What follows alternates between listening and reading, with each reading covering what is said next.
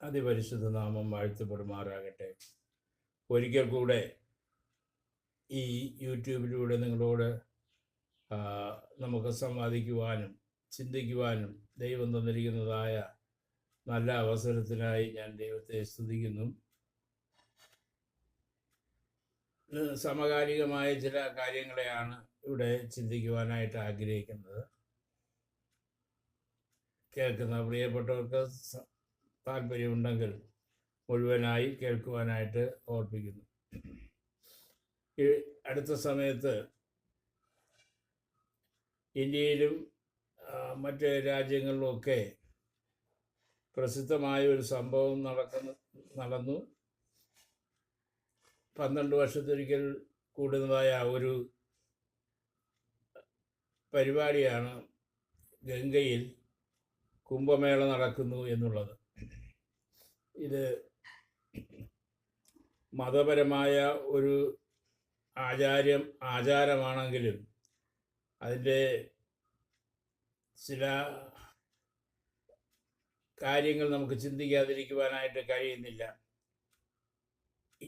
മുമ്പുള്ളതുപോലെ ഇന്ത്യയിൽ മാത്രമോ യു പിയിൽ മാത്രമോ അടങ്ങി നിൽക്കുന്ന ഒരു കാര്യമല്ല ഇന്ന് നടക്കുന്നതും കേൾക്കുന്നതും എല്ലാം ഈ യൂട്യൂബ് വഴി അപ്പോഴപ്പോഴായിട്ട് ലോകം മുഴുവനും കണ്ടുകൊണ്ടിരിക്കുകയാണ്. ഈ സമയത്ത് നമ്മൾ ഊറ്റം കൊള്ളുകയും നമ്മൾ പ്രൗഢഗംഭീരമാണെന്ന് പറയുകയും ചെയ്യുന്ന കാര്യങ്ങളിൽ ഉണ്ടായിരിക്കുന്ന വീഴ്ചകൾ കാണാതെ പോകുവാനായിട്ട് പാടില്ല. ഏകദേശം 30 കോടി ജനങ്ങൾ അവിടെ തടിച്ചുകൂടിയെന്നാണ് പറയപ്പെടുന്നത്. ആ തിക്കിലും തിരക്കിലും പെട്ട് 18ഓളം പേര് മരിക്കുവാനും മറ്റനേകം പേർക്ക് പരിക്കുകളും മറ്റുമൊക്കെ പറ്റുവാനിടയായിത്തീർന്നു എന്ന് കേൾക്കുവാനിടയായി. യഥാർത്ഥത്തിൽ ഒരു മുൻകരുതൽ ഇല്ല എന്ന് പറയാൻ കഴിയില്ലെങ്കിലും അത് പരിമിതമായിരുന്നു എന്ന് ഇതിൽ നിന്ന് മനസ്സിലാക്കുന്നു. വിദേശത്തു നിന്നും പലരും ഓടിക്കൂടി കുംഭമേള എന്ന് പറഞ്ഞാൽ എന്താണ് എന്ന് അറിയുന്നതിന് വേണ്ടി അവരും അതിനുവേണ്ടി ശ്രമിച്ചു. കുംഭമേള കണ്ട വിദേശികൾ പറയുന്നത് അവരുടെ അഭിപ്രായം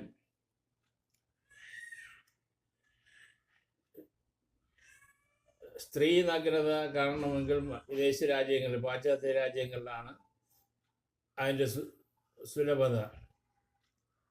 എന്നാൽ കുംഭമേളയിൽ വന്നാൽ പുരുഷന്മാരുടെ നഗ്നത പൂർണ്ണമായും കാണുവാൻ കഴിയും. അത് കഴിഞ്ഞിട്ട് സ്ത്രീകളുടെ അത് വളരെ നികൃഷ്ടമായ നിലയിൽ, മോശമായ നിലയിൽ ഇന്ത്യയിലെ പല സഹോദരങ്ങളും അതിനെക്കുറിച്ച് പറയുവാനിടയായിത്തീർന്നു. ഇന്ത്യ ആർഷഭാരതം എന്നാണ് പറയപ്പെടുന്നത്. പക്ഷെ അത് ആഭാസ ഭാരതമായി മാറിയോ എന്ന ഒരു സംശയം മിക്കവാറും പലർക്കും ഉണ്ട്. ആചാരങ്ങളും ചടങ്ങുകളുമൊക്കെ അവരവർക്ക് നടത്തുവാൻ അവകാശമുണ്ട്. എന്നാൽ ആചാരങ്ങളെ മാറ്റിയില്ലെങ്കിൽ അവ നിങ്ങളെ മാറ്റുമെന്നാണ് കുമാരനാശാൻ പറയുവാനിടയായത്. മാറ്റുവിൻ ചട്ടങ്ങളെ, അല്ലെങ്കിൽ അവ നിങ്ങളെ മാറ്റും എന്ന് പ്രസിദ്ധമായ വാക്കുകളെ ഞാൻ ഈ സമയത്ത് ഓർക്കുന്നു. സംസ്കാരം എന്ന് പറയുന്നത് നല്ലതാണ്. സംസ്കാരം അല്ലാതെ ചീത്തയായ സംസ്കാരം വച്ച് പുലർത്തുവാനായിട്ട് പാടില്ലാത്തത് തന്നെയാണ്. നമുക്ക് ഇവിടെ ഒരുപാട് മോശമായ സംസ്കാരങ്ങളുണ്ടായിരുന്നു. അതിൽ പ്രധാനപ്പെട്ട ഒന്നാണ് സതി എന്ന് പറയുന്നത്. ഇനിയും തൊട്ടുകൂടായ്മ, തീണ്ടിക്കൂടായ്മ, ജാതി വ്യവസ്ഥകളുടെ ഭയങ്കരമായ അതിപ്രസരം ഇങ്ങനെ പോകുന്നു. നമ്മൾ അതിൻ്റെതായ തിക്തഫലങ്ങൾ ഉള്ളവരുമാണ്.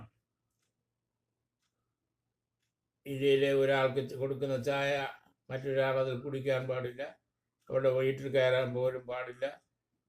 ഇതൊക്കെ നിസ്സാരമായ കാര്യങ്ങളാണ്. എന്നാൽ ആഴമായ അനേക കാര്യങ്ങൾ ആര്യന്മാരുടെ വരവോടുകൂടെ ഇവിടുത്തെ ദ്രാവിഡരായ ആളുകളെ തരുതിരിക്കുകയും ഇവിടുത്തെ ദ്രാവിഡർ അനുഭവിച്ചതായ കഷ്ടപ്പാടുകളെ കുറിച്ച് നമ്മൾ മനസ്സിലാക്കുകയും ചെയ്യുന്നു. അതിൽ കൂടെയാണ് ഈ കുംഭമേള വന്നപ്പോൾ ഇത് പറയേണ്ടിയിരിക്കുന്നത്. ഗംഗായിലെ വെള്ളം ശുദ്ധമാണെന്നും അതിനെ മറ്റുള്ളവർക്ക് പകർന്നു കൊടുത്താൽ പാപമോക്ഷം ഉണ്ടാകുമെന്നും വിശ്വസിക്കുന്ന ഒരു സംസ്കാരമാണ് ഇന്ത്യയിലുള്ളത്. അതിനുവേണ്ടി പോസ്റ്റ് ഓഫീസുകൾ വഴി പോലും വെള്ളം കൊടുക്കുന്നു. എന്നാൽ ഞാനൊന്ന് മനസ്സിലാക്കിയപ്പോൾ നമ്മുടെ ബഹുമാനപ്പെട്ട പ്രധാനമന്ത്രി ഗംഗയിൽ മുങ്ങിയപ്പോൾ കഴുത്തള വെള്ളത്തിൽ മാത്രമേ മുങ്ങിയുള്ളൂ. എന്തുകൊണ്ട് അങ്ങനെ മുഴുവനും മുങ്ങിയില്ല എന്ന് ഞാൻ ചിന്തിച്ചപ്പോൾ അദ്ദേഹത്തിനറിയാം, ഇത് ഗംഗയിലെ വെള്ളം വായ്ക്കകത്ത് പോയി കഴിഞ്ഞാൽ ഉണ്ടാകുന്നതായ സ്ഥിതിയെക്കുറിച്ച് അദ്ദേഹത്തിന് അറിയാമെന്നാണ് ഞാൻ മനസ്സിലാക്കിയത്. അതുകൊണ്ട് കഴുത്തള മുങ്ങിയിട്ടങ്ങ് അദ്ദേഹം കാര്യം സാധിച്ചു എന്നുള്ള മട്ടിൽ അതിനെ പൂർത്തീകരിക്കുവാനായിട്ട് ഇടയായിത്തീർന്നു.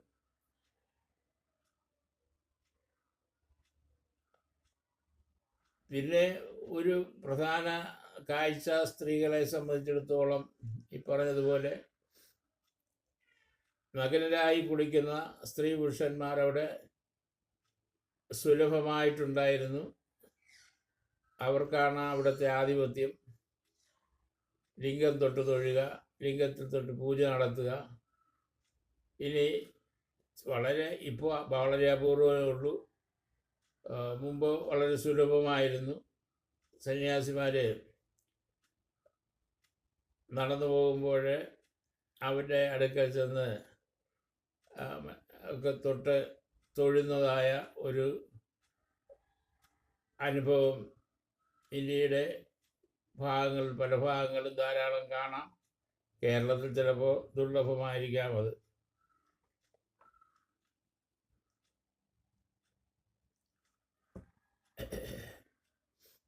ഈ ഏകദേശം 30 കോടിയോളം വരുന്ന ആളുകളുടേതായ മാലിന്യങ്ങൾ ഗംഗാനദിയിലാണ് ഒഴുക്കുന്നത് എന്ന് എത്ര പേർക്ക് മനസ്സിലാക്കാൻ കഴിഞ്ഞിട്ടുണ്ട്? ചിലപ്പോഴൊക്കെ അവിടെ പോകുന്ന ആളുകൾ ദിവസങ്ങളോളം അവിടെ കഴിച്ചു കൂട്ടിയിട്ടാണ് മടങ്ങി വരുന്നത്.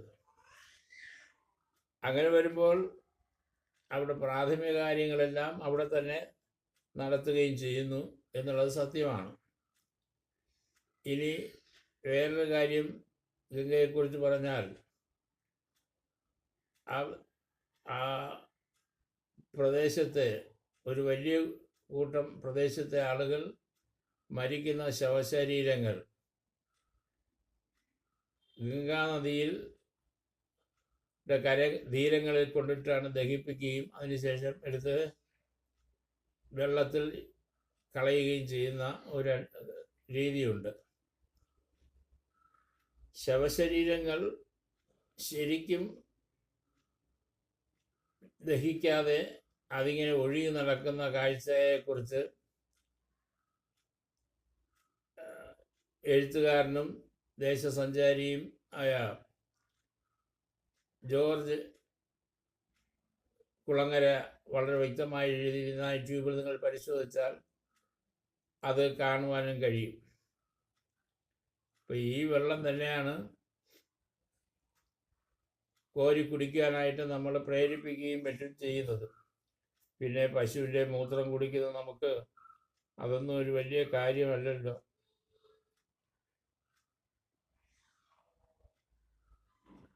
അപ്പോൾ നഗ്നതാ പ്രദർശനമായി തീർന്നിട്ടില്ലേ ഇന്നത്തെ ഈ 21ാം നൂറ്റാണ്ടിലും? നമ്മളെവിടെ നിൽക്കുന്നു? നമ്മുടെ സംസ്കാരം എവിടെ നിൽക്കുന്നു? നമ്മൾ എന്ത് ചിന്തിക്കുന്നു, എന്ത് പഠിക്കുന്നു? ഇതെല്ലാം ഒന്ന് വിശകലനം ചെയ്യേണ്ടതും, ഇത് ഒരു മതത്തെക്കുറിച്ചുള്ളതായ കാര്യമല്ല,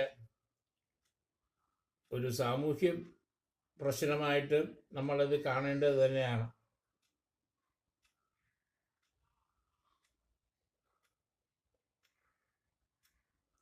അപ്പോൾ നമ്മുടെ ഇന്ത്യയിൽ ജനിച്ചു വളർന്ന ആളുകൾക്ക് അതിൻ്റെതായ അഭിപ്രായം പറയുവാനും സ്വാതന്ത്ര്യമുണ്ട്. ഒരു ഭ്രാന്താലയം എന്നാണ് ഒരു ഗുരു പറയുവാനായിട്ട് ഇടയായിത്തീർന്നത്. അതിന് കാരണം തെറ്റായ കാര്യമല്ല അദ്ദേഹം പറഞ്ഞത്.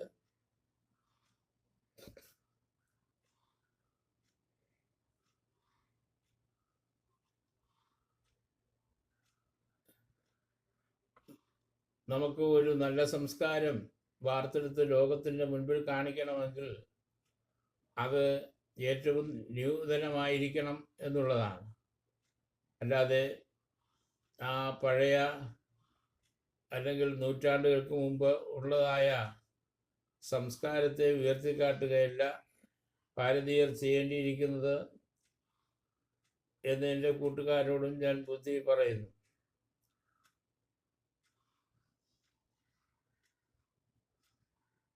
ഈ നിലയിൽ പോവുകയാണെങ്കിൽ നമുക്കറിയാവുന്നതുപോലെ ഇവിടെ നടക്കുന്ന കാര്യങ്ങൾ അതേ സമയം എല്ലാ രാജ്യങ്ങളിലും എത്തുന്നു. അവർ നമ്മളെക്കുറിച്ച് മനസ്സിലാക്കുന്നത് എന്തായിരിക്കും എന്നും നമ്മൾ ചിന്തിക്കുവാൻ സമയം കഴിഞ്ഞിരിക്കുന്നു.